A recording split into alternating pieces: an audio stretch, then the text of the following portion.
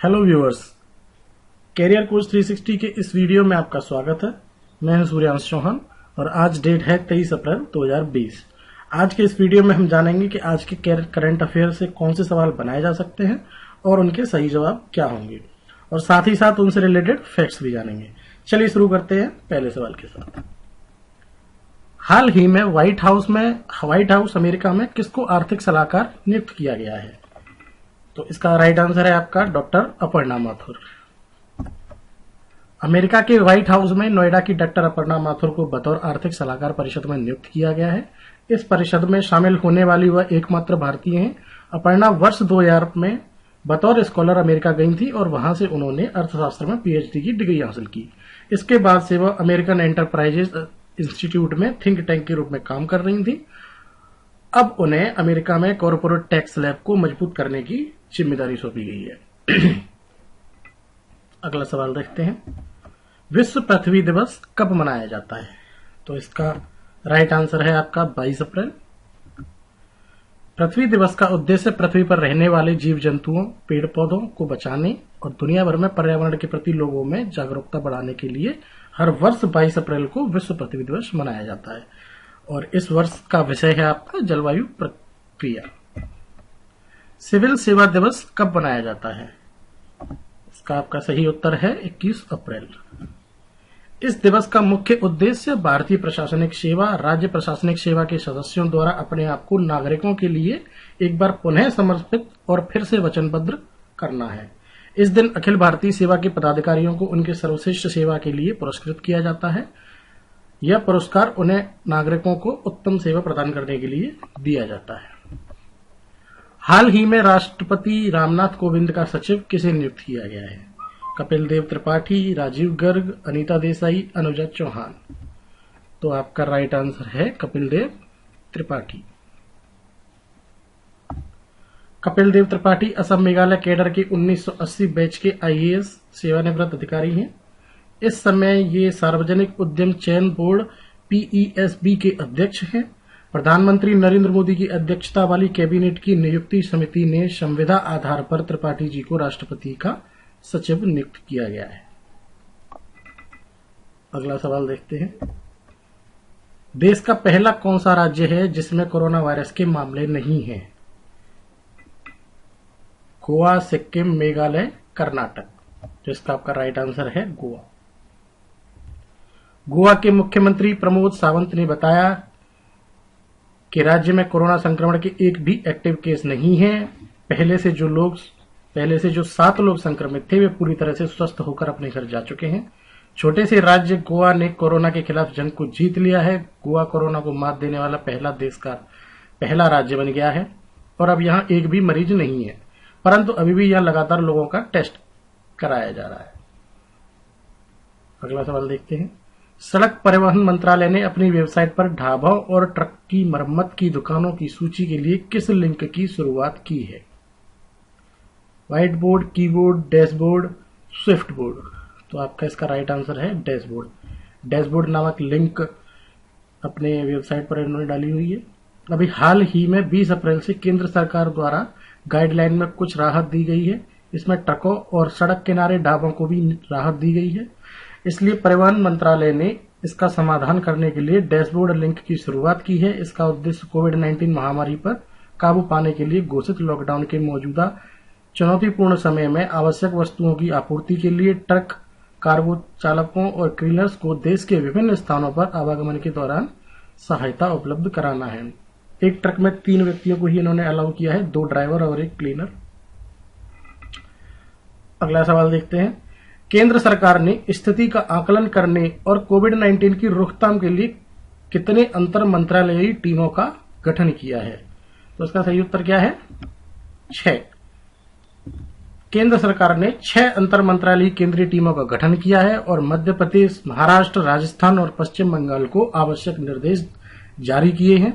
ये टीमें केंद्र सरकार को अपनी रिपोर्ट सौंपेंगी। गृह मंत्रालय ने कहा है कि टीमें गाइडलाइन के अनुसार लॉकडाउन के उपायों के अनुपालन, आवश्यक वस्तुओं की सप्लाई, सोशल डिस्टेंसिंग, स्वास्थ्य कर्मियों की सुरक्षा और राहत शिविरों में मौजूद और गरीबों की स्थिति पर गौर करेंगी।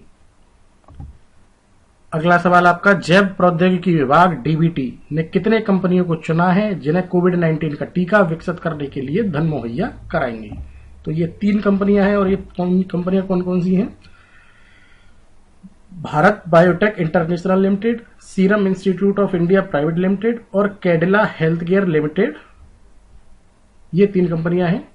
डीबीटी ने कोविड-19 के टीके को विकसित करने के लिए केंद्रीय समन्वय एजेंसी नामित की है। इसके अलावा उसे जांच और इलाज के तरीके निकालने के लिए 13 अन्य प्रस्ताव भी मिले हैं। तो ये तीनों कंपनियों के नाम आप अच्छे से याद कर लें, क्योंकि अगर ये क्वेश्चन आएगा कि 3 कंपनियां कौन सी हैं, तो आप इनके नाम जरूर याद कर लें। अगला सवाल आपका, आरबीआई ने वित्त वर्ष 2020-21 की पहली छमाही के शेष भाग के लिए अग्रिम सीमा को 1.2 लाख करोड़ रुपए से कितने लाख करोड़ रुपए तक बढ़ाने की घोषणा की है? तो इसका सही उत्तर है आपका 2 लाख करोड़ रुपए। आरबीआई द्वारा जारी विज्ञप्ति में कहा गया है कि कोरोना वायरस महामारी फैलने से उत्पन्न स्थिति को देखते हुए भारत सरकार के साथ विचार विमर्श के बाद यह तय किया गया है कि चालू वित्त वर्ष की पहली छमाही कौन सी? अप्रैल से सितंबर तक की शेष अवधि के खर्चों को पूरा करने के लिए अग्रिम राशि को 2 लाख करोड़ रुपए किया जाएगा। आरबीआई ने इससे पहले राज्यों के लिए भी उनकी खर्च जरूरतों को पूरा करने के लिए अर्थोपाय ऋण की सीमा को 30% से बढ़ाकर 60% कर दिया है। कोरोना वायरस से जूझ रही सरकारों के लिए बंद पड़ी आर्थिक गतिविधियों के बीच संसाधन जुटाने में मुश्किल आ रही है। अगला सवाल देखते हैं, कोविड-19 के बारे में G20 स्वास्थ्य मंत्रियों की बैठक हाल ही में आयोजित की गई थी। भारत के स्वास्थ्य और परिवार कल्याण के मंत्री कौन हैं? ये मैंने अभी 1-2 वीडियो पुरानी में बताया था कि हमारे स्वास्थ्य और परिवार कल्याण के मंत्री कौन हैं। डॉक्टर हर्षवर्धन। G20 देशों के स्वास्थ्य मंत्रियों का एक अंतर्राष्ट्रीय मंच 19 अप्रैल 2020 को वीडियो कॉन्फ्रेंस के माध्यम से आयोजित किया गया था। भारतीय पक्ष से स्वास्थ्य और परिवार कल्याण के मंत्री डॉक्टर हर्षवर्धन ने भाग लिया था। इस बैठक के पीछे उद्देश्य क्या था? स्वास्थ्य प्रणालियों की कमजोरियों पर चर्चा करना, जो दुनिया को कोरोना वायरस प्रकोप के प्रति संवेदनशील बनाती थी, ताकि कोविड-19 के शमन की दिशा में एकीकृत प्रयास किए जा सके। अगला सवाल देखते हैं, भारत के कौन से निजी बैंक ने अभी हाल ही में एआई संचालित मल्टी चैनल चैटबॉट लॉन्च किया है? तो इसका राइट आंसर है आईसीआईसीआई बैंक। एक तरह से आप इसे जैसे नेट बैंकिंग बोलते हैं, इसे वॉइस बैंकिंग भी बोल सकते हैं। बैंक ने अपने एआई संचालित मल्टी चैनल चैटबॉट आईपीएल को दुनिया के 2 सबसे लोकप्रिय voice assistant apps Amazon Alexa और गूगल असिस्टेंट के साथ एकीकृत कर दिया है, ताकि वह अपने रिटेल बैंकिंग ग्राहकों के लिए बैंकिंग प्रक्रिया को आसान बना सके। ये फैसिलिटी इसलिए भी शुरू की गई है क्योंकि लॉकडाउन के कारण जो लोग ब्रांच नहीं जा पा रहे थे, इसी कारण उन्हें बैंक का ऐप यूज करना पड़ रहा था। तो अगला सवाल देखते हैं, हाल ही में बॉम्बे हाईकोर्ट का मुख्य न्यायाधीश किसे नियुक्त किया गया है? तो आपका सही आंसर है दीपांकर दत्त। भारत के मुख्य न्यायाधीश सीजेआई शरद अरविंद बोबड़े के नेतृत्व वाली सुप्रीम कोर्ट कॉलेजियम ने बॉम्बे, उड़ीसा और मेघालय उच्च न्यायालयों के लिए नए मुख्य न्यायाधीशों की नियुक्ति की सिफारिश की है। इसके अलावा कौन कौन से हैं? बॉम्बे, उड़ीसा और मेघालय। तो बॉम्बे में तो आपके दीपांकर दत्त हो गए, मेघालय हाईकोर्ट में विश्वनाथ सोमददर तथा उड़ीसा हाईकोर्ट में मोहम्मद रफीक को नियुक्त किया गया है। ये आपका एक मोस्ट इंपोर्टेंट क्वेश्चन है और ये जरूर आपके अगले एग्जाम, जो भी आप एग्जाम की प्रिपरेशन कर रहे हैं, उसमें जरूर ये क्वेश्चन जरूर आएगा। अगला क्वेश्चन, उस सुपर हीरो का नाम बताइए जो बच्चों को शिक्षित करने के लिए केंद्र सरकार द्वारा इस्तेमाल किया गया था कि कोरोना वायरस को कैसे हराया जाए। शक्तिमान, नागराज, वायु या फिर परमाणु? तो इसका सही आंसर है आपका वायु। भारत सरकार ने सुपर हीरो वायु को कोविड-19 महामारी का मुकाबला करने के तरीके के बारे में बच्चों को स्वस्थ सुझाव देने के लिए कोरोना वायरस से संबंधित प्रश्नों को स्पष्ट करने के लिए नामित किया है। ये कॉमिक बुक टाइप में लॉन्च करी है केंद्र सरकार ने, और ये आपको गूगल पर सर्च करेंगे तो आपको आसानी से मिल जाएगी। ये परिवार एवं स्वास्थ्य मंत्रालय की वेबसाइट पर मिल जाएगी आपको, अदरवाइज नहीं मिल पा रही है उस पर तो आप गूगल करके भी इस कॉमिक को डाउनलोड कर सकते हैं पीडीएफ वर्जन में। अगला, हाल ही में BMW इंडिया के अध्यक्ष एवं सीईओ का निधन हुआ है। इनका नाम क्या था? इनका नाम था रुद्रतेज सिंह। BMW इंडिया के सीईओ और प्रेसिडेंट रुद्रजीत सिंह का 20 अप्रैल 2020 को कार्डियक अरेस्ट के कारण निधन हो गया और वह मात्र 46 साल के थे।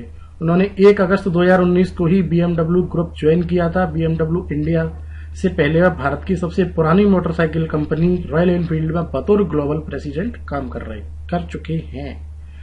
दिल्ली यूनिवर्सिटी से ग्रेजुएट और IIM गाजियाबाद से MBA की डिग्री ले चुके रुद्रजीत को ऑटोमेटिव और नॉन ऑटोमेटिव इंडस्ट्रीज में काम करने का 25 साल का अनुभव था। अगला सवाल देखते हैं, नासा द्वारा खोजे गए पृथ्वी के आकार के एक्सोप्लैनेट का नाम क्या है? अभी नासा ने एक खोज करी है एक प्लेनेट की जो बिल्कुल पृथ्वी के आकार का है, उसका नाम है केपलर 1649c। नासा ने एक पृथ्वी के आकार के एक्सप्लेनेट के बारे में जानकारी दी है जो मानव जीवन का समर्थन करने में सक्षम हो सकती है। नए अध्ययन के अनुसार केपलर 1649c नामक एक्सोप्लैनेट एक लाल बौने तारे का चक्कर लगाता है जो पृथ्वी से 300 प्रकाश वर्ष की दूरी पर स्थित है। वैज्ञानिकों का मानना है एक्सोप्लैनेट को रहने योग्य क्षेत्र हो सकता है जहां दुनिया की सतह पर तरल पानी मौजूद हो सकता है। और ये इस तरीके का दिखाई देता है केपलर 1649c। तो आज की वीडियो यही समाप्त होती है और आज हमने 15 क्वेश्चन किए हैं। क्वेश्चन से रिलेटेड कोई भी आपको डाउट हो तो आप कमेंट करके बताएं। और ये वीडियो आपको पसंद आया हो तो इस वीडियो को लाइक करें, इस वीडियो को शेयर करें अपने दोस्तों के साथ। और हमारा चैनल सब्सक्राइब नहीं किया है अभी तक तो सब्सक्राइब जरूर करें। Thank you very much.